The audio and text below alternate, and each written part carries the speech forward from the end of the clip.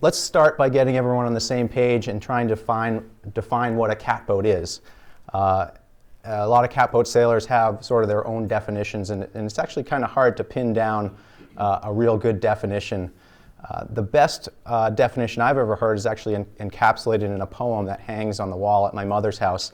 And it starts like this: one gaff rig sail of ample size, one mighty mast stepped in the eyes, a cockpit blessed with room galore, a rudder like the old barn door, a draft that's shoal,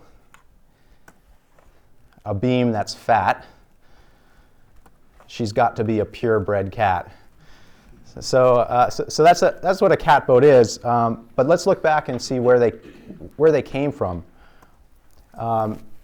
Historians have delved into this issue quite a bit, and none can actually come up with a definitive answer of where the first catboat was built or where they started. Cape Codders claim that they started there. Folks from New York say that catboats originated there. Here in Rhode Island, a fellow named Babbitt from Tiverton, till his death, claimed that he was the first one to ever build a catboat.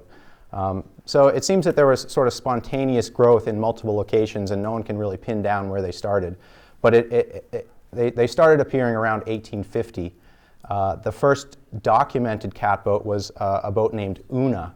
She was built by a fellow from New York, Bob Fish, and was actually sent to England for sailing there. As a reference point in the timeline, Sprite, the catboat that you see in the Hall of Boats next door, was built in 1860 by a very young Nathaniel Herreshoff. L. Francis Herreshoff thought that catboats might have originated and evolved from what he called Newport boats, or point boats, so named from the section of Newport where they were built. And talking about catboats, you always have to mention the Crosby family of Osterville, Massachusetts. They're probably the most famous of all catboat designers and builders, mostly because they pumped out an average of 35 to 40 boats a year for a long time down in their shops out of the West Bay and Osterville. And as for the origin of the catboat, there's a very interesting and maybe unbelievable Crosby family legend claiming that the original catboat design was conjured up from a dead relative through some spiritual medium.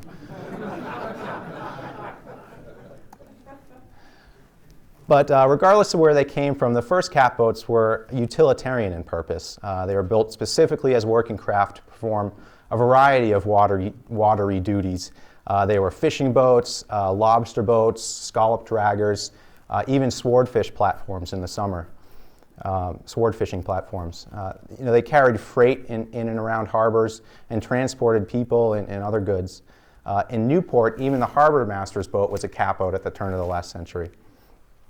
In their heyday from 1870 to about 1910, catboats were ubiquitous.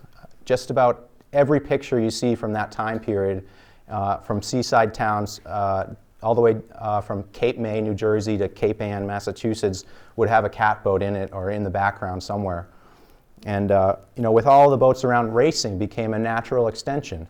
And quickly there were catboats designed not just as workboats, but as pleasure craft as well. So enter into this scene a talented young man named Charles C. Hanley. Born in Warren, Maine in 1851, Hanley moved to Boston as a youngster and was apprenticed to a piano casemaker. At age 24, he was apparently ready to move on and settled in Monument Beach, which is way up at the head of Buzzards Bay. And there he started as a blacksmith. He must have become interested in catboats and building catboats, and by 1844 he had built a boat aptly named Surprise. She was one of his first boats and proved to be one of the quickest boats on the bay. And in fact, the model of Surprise, his half model that he carved, was used for virtually all of the rest of Hanley's catboats. He basically carved a model and got it right the first time, and used that going forward. Here's a Hanley cat built in 1888. This is Musa Lodge.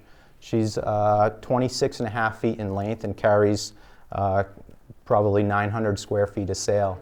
The great yachtsman E.D. Morgan of New York Yacht Club had heard of Hanley's catboats up in Buzzards Bay, and there's a story that he knew that Hanley's boats were really fast, and there was catboat racing in Newport at the time, and so he figured that he would come in with one of these Hanley boats and beat up on all the Newport boats.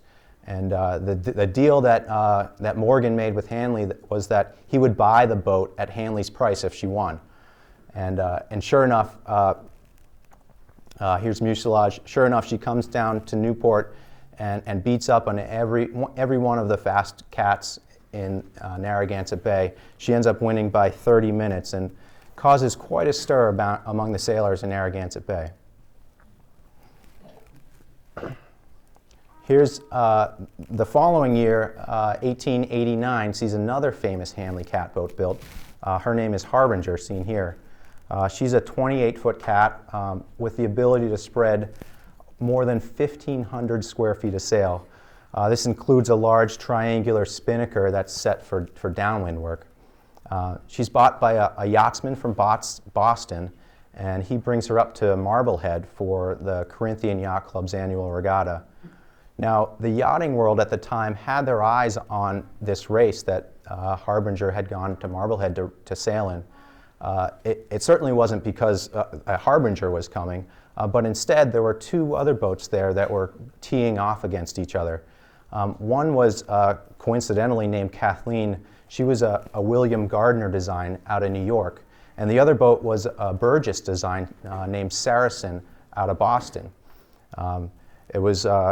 Both of the boats were about 36 feet overall with a 30-foot water line, and they were both cutters, which is at that time meant a deep keel boat, basically. So race day came, and there was a strong northeasterly, and the course was set for a long downwind leg from Marblehead all the way down to Boston, and then back upwind to the finish. Apparently it was rough conditions. Harbinger broke her spinnaker boom in 4 places and couldn't fly that sail, and some of the other boats were forced to retire because of breakdowns. But the catboat fared well on the downwind leg even without her spinnaker, and ends up at the bottom mark in 2nd place behind one of the cutters. Now, turning back upwind to get all the way back up to Marblehead in these conditions, a nor'easter on the north shore brings giant waves and big winds, and everyone would have expected the cutter, the deep keel boats, to outperform this catboat, the centerboard cat. But Harbinger surprises everyone and holds her own. She eventually passes the lead boat as they close in on Marblehead, and then, to add insult to injury, she's able to slip over a shallows and extend her lead by some 20 minutes. So with the whole yachting world watching this matchup, Hanley's reputation gets spread far and wide. So aptly named, Harbinger was a real turning point for Hanley's career and a stab at the cutter cranks, as they called them in the day. The next year sees this boat, Almera, built.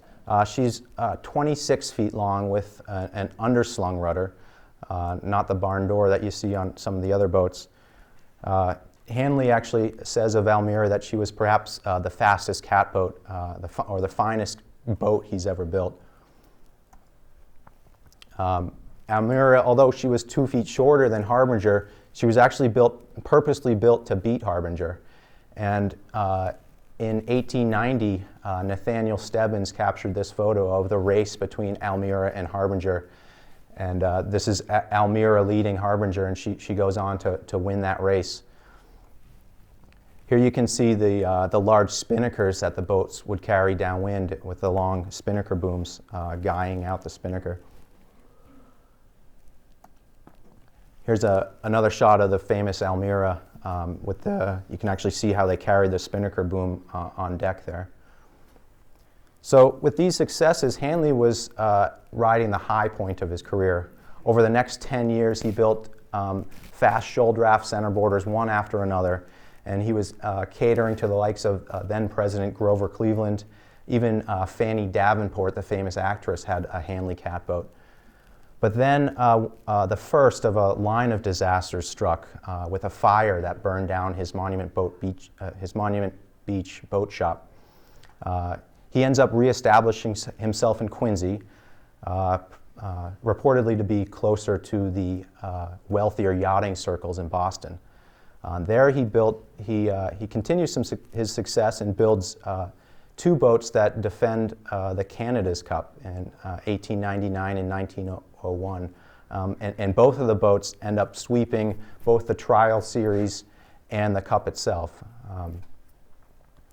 But in 1889, another setback was had. Hanley builds four identical boats that were supposed to be sort of a startup class for the Hull Yacht Club. They were to be raced under the Massachusetts Yacht Racing Association's 25-foot class. Somehow the measurement committee found some gray areas and some loopholes to exploit, and the four boats didn't measure in. So damned to this existence where they couldn't race in that popular 25-foot class, they earned the nickname of Hanley's orphans. The HO on their sails were originally meant to signify Hull's own.